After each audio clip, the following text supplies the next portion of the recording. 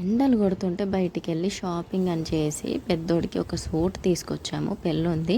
పెళ్ళిలో సూట్ వేసుకుంటాం కదా! ఇంక అందరూ అదేనంట డ్రెస్ కోడ్ మళ్ళీ. సో, ఇంకెందుకు సరే అందరూ వేసుకున్నప్పుడు వీళ్ళు కూడా వేసుకోవాలి కదా అని కష్టపడి తీసుకొస్తే అది ట్రయల్ చేయడానికి మా పెద్దోడు చేసిన పని ఇంత అంత కాదు.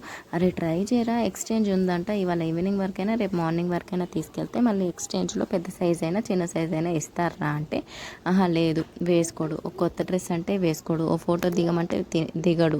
వీడితో ఇదే తలకాయ నొప్పి అయింది. ఇంకా అటు చేసి ఇటు చేసి వేద్దామని మా వారు తీసుకొచ్చి నిలబెడితే ఆహా లేదు మళ్ళీ బయటికి వెళ్ళి సైకిల్ తొక్కుంటున్నాడు.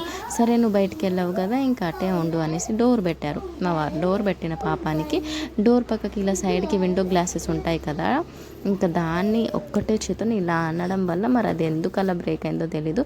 24 వక్కలైందిరా. ఆ టెన్షన్లో నేను వీడియో తీస్తే నా వీపు ఎక్కడ విమానం మొత్తం మోయించుతారు అనేసి ఇంకా నేను సైలెంట్గా ఉన్నాను. ఒకవైపు డ్రెస్ వేసుకోలేదని బీపీ పెరిగింది, ఇంకోవైపు గ్లాస్ విండో బ్రేక్ అయిందని ఇలా, ఇంకోవైపు ఎక్కడైనా కుచ్చుకుందేమో అనేసి మళ్ళీ ఇలా. ఇన్ని టెన్షన్స్ ఒకటే రోజు. ఇదంతా కాదు, ఈ పిల్లలు ఈ సమ్మర్ హాలిడేస్లో ఇంత అంత చుక్కలు చూపించడం లేదు.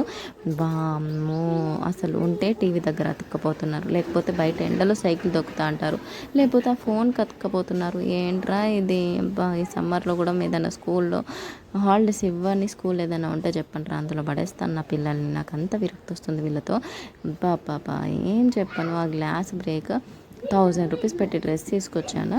మళ్ళీ కథం ఈ గ్లాస్ బ్రేక్ అయినందుకు మళ్ళీ వాడొచ్చి 700 800 అంటాడు. ఆహా అనుకున్నాను. ఇంకా ఫైనల్గా ఇవాళైతే గ్లాస్ సెట్ చేసి వెళ్ళారనమాట. సో అది పిల్లలతో అస్సలు నాకు ఏం చేద్దామంటారు మరి. మీ ఇంట్లో కూడా మీదే సిచ్యువేషనా?